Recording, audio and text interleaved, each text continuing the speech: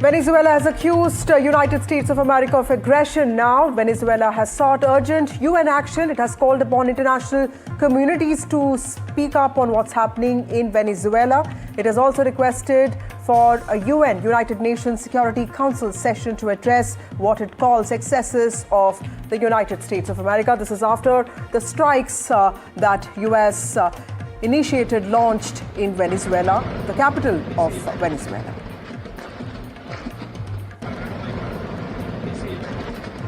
Venezuela, that is under attack now. It has witnessed a lot of explosions since today morning, has accused US of aggression. US President Donald Trump has admitted to striking Venezuela. He has said that US forces have already captured the president of Venezuela and also his wife. They are being flown out of the country is what he has said. Now, Venezuela has sought urgent UN action. It has sought the intervention of the United Nations. It has sought an emergency session of the Security Council at the United Nations.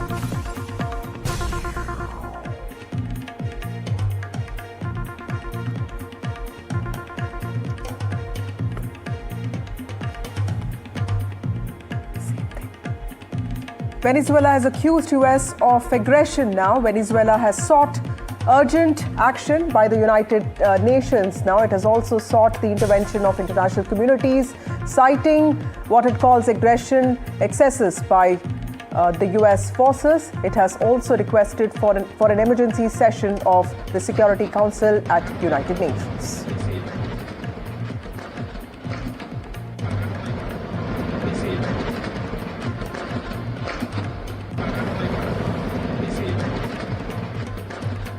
As US launched an attack on Venezuela, at least 7 explosions have been reported in several areas of the country. Residents said that loud blasts have been heard just minutes apart. Let's show you some defining images of these explosions. US has admitted to launching strikes in Venezuela. US Air Force carried out strikes on an army base in Venezuela, is what we understand. In these visuals, as you can see, there's a missile attack that was launched by the US Air Force.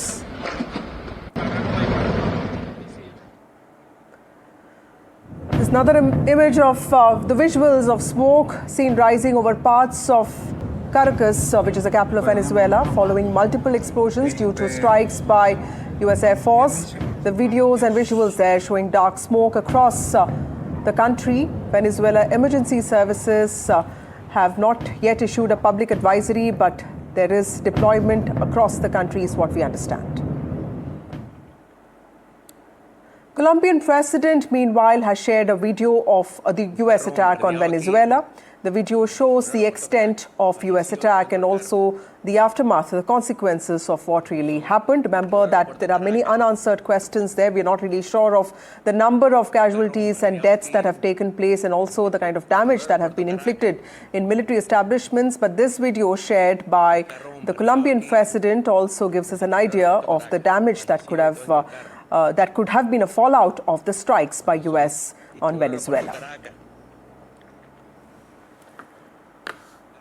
We are joined by Nick Harper from Washington, D.C. We are also joined by Andrina Furman, who joins us from the capital of Venezuela, Caracas. Thank you, both of you, for joining us. Andrina, to you first. Explain to us what really happened. I'm sure the country must be in a state of panic. What really happened? Tell us a little bit about the explosions that many of us could have heard. Well, the situation in the country is on edge. Everyone is looking for staying at home because of in the middle of the night we hear the strikes and the U.S. airplanes around the capital and several bombs that appear to attack all the base areas, all the military areas in the capital. At the moment, the people is at home waiting to hear more information because the national security forces are taking the streets and are asking all the people in Venezuela to stay at home and to stay calm and to remain in their homes at the moment. Right. Nick Harper, Did you expect this thing to happen? Because tensions between US and Venezuela have escalated dramatically after, what happened on the 2nd of September. During Christmas, we did see President Trump admitting to this first, what seems to be a land strike in a dock site. And after that, we did see this interview by the president of Venezuela saying that he's ready to speak to the United States of America. What really happened today, and how do you see this having a fallout on the larger question of stability in this part of this world? Yeah, certainly this was not expected. We have seen months of threats from the US president, a pressure campaign against Nicolas Maduro and his government. But this targeted attack, not just against Caracas, but three other locations around the country, that was not anticipated. We've seen airstrikes against alleged drug smuggling boats. We've seen the seizure of 2 Venezuela-linked oil tankers earlier in December. And as you mentioned, Donald Trump also saying that a strike had been carried out, that reported CIA attack. But this coordinated, planned attack from the United States and the physical removal of the head of government, this was not anticipated. And in terms of what comes next, well, it's unclear exactly what the US strategy for Venezuela is. It's unlikely that we would see US boots on the ground, but perhaps cannot be ruled out. There could be more military action, although Marco Rubio, the US Secretary of State, in a phone call with another lawmaker on Capitol Hill, seemed to suggest that now Maduro had been captured, there would not be any more military action from the United States. But much of this remains unclear, including exactly where the Venezuelan president is. Speculation that he is heading here to the United States to stand trial, but that in itself has not yet been confirmed. Right. Andrina, I was told that Caracas is a valley, so the impact of the explosions was much more than one could have expected. What is the larger sense of anxiety amongst people in Venezuela? Is there a sense of fear that there could be sustained military engagement, there could be more military attacks? What are people in the country feeling right now? At the moment, the people is looking for water, supplies, and batteries because we had suffering power outage frequently here in Venezuela. So they are taking measures in case that we have failure in the main servers in the country.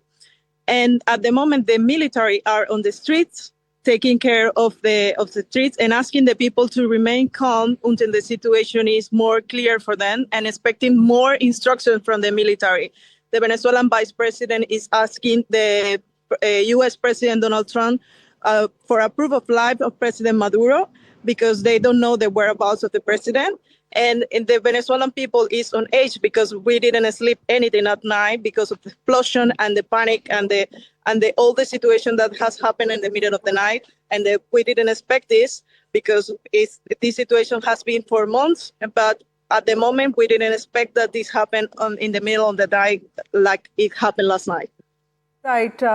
Andrina, also tell us the extent of damage that these explosions could have caused, because we're not really sure of the number of deaths, casualties, or the kind of destruction in military establishments. Can you give us an idea of the kind of damage that has happened in the capital of Venezuela? At the moment, the Venezuelan vice president didn't confirm casualties or people injured.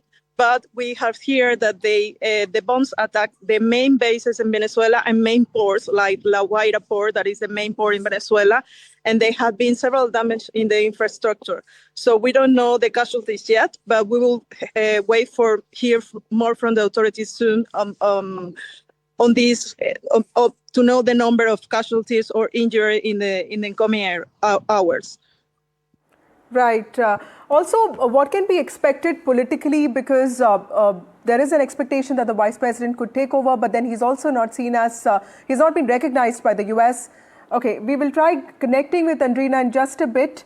Mr. Harper, to you now, explain to us what can be the diplomatic fallout of something like this, because this, like you rightly said, was not expected immediately, but US President saying that this has been, in the works for a long time. There's been a lot of planning that's gone into this. He's called this a brilliant attack. How do you see US taking this forward?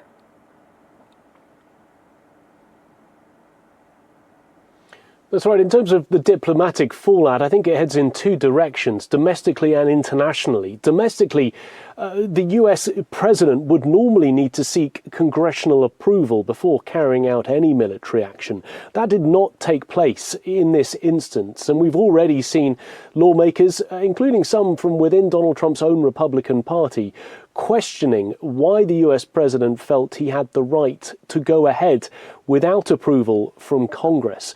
But then there's also the potential for international diplomatic fallout.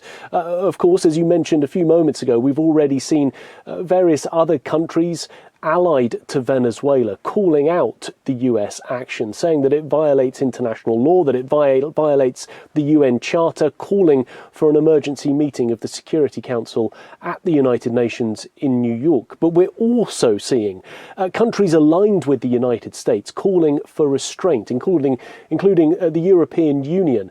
They have just put out a statement in which they have said that they also, like the United States, did not feel that Nicolas Maduro was a legitimate government. Both of them accuse the Venezuelan president of rigging the last couple of elections so that he could stay in power. But the European Union also urging restraint, essentially saying to the United States, you've carried out this action, but we do not want to see any more. So there is this potential that even US allies will be watching what has taken place and questioning the authority of the US president when he had that legal right to do so, because this is really an unprecedented move, carrying out not just military action, but carrying out the removal of a sitting president of another country.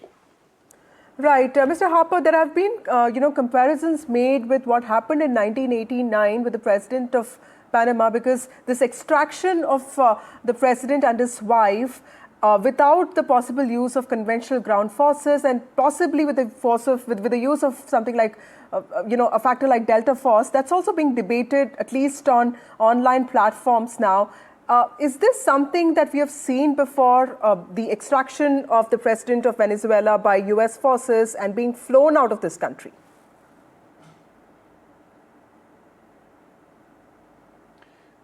I mean, it is a very dramatic move that was not expected by the United States. There were questions about what the US endgame in all of this was. After months of this pressure campaign against Nicolas Maduro, what was the US seeking? Was it looking for him to step down? Was it looking for him to engage in talks? Something that Maduro said in the last couple of days he was willing to do, extending that olive branch to Washington, saying that he would engage in talks on how to combat drug trafficking coming out of Venezuela, but also looking at the possibility of giving US companies access to those vast oil reserves that Venezuela has. But really, was the United States looking to pressure him out of power or capture him? And the capturing of him was something that was not expected. It was not something that was discussed here openly in the United States. There were even questions as to whether regime change was something that Donald Trump was aiming for. Publicly, he said it was not the case. Privately, some close to him, including his chief of staff, Susie Wiles, had said that that was part of the plan to get that regime change. But undoubtedly, this move was a surprise move, not expected, a very coordinated attack by the United States. Right. And Mr. Harper, how do you look at the Colombian president's statement on social media that his country's forces have also been deployed to the border with Venezuela and that there could be additional support if there is a massive influx of refugees, because we're talking about regional stability here? What kind of humanitarian problems do you anticipate now in terms of refugee flows and also the larger question of peace and stability in this part of this world? Because this is after a long time that the US is directly intervening in Latin America.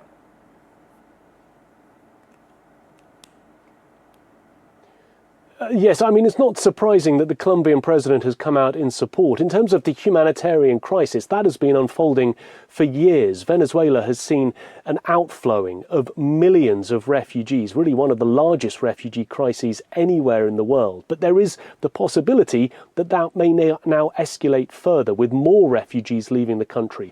The Colombians say that they are standing by, but I guess it also comes down to other regional countries and partners within the Latin America area, whether they are ready to also help and support any other refugees who may want to try and leave Venezuela. Right. Mr. Harper, also, help our viewers understand the personality and politics of somebody like Nicolas, the President Maduro, because he's seen as a socialist leader, but he's also a very authoritarian person, and he's been ruling this country since 2013. There have been disputes about elections as well. Help us understand what kind of problems have Donald Trump and Venezuela faced. For Venezuela, already struggling with economic collapse, with political instability, this is yet another crisis, because this also means more uncertainty that could deepen fears of further disruption and, like Mr. Harper was pointing out, even a humanitarian fallout. We have also seen statements coming from the Vice President of Venezuela demanding for proof of life from the US President, who has claimed that the President of Venezuela has been flown out of America and has been captured. With that, it's time for a short break. More news and updates on the other side.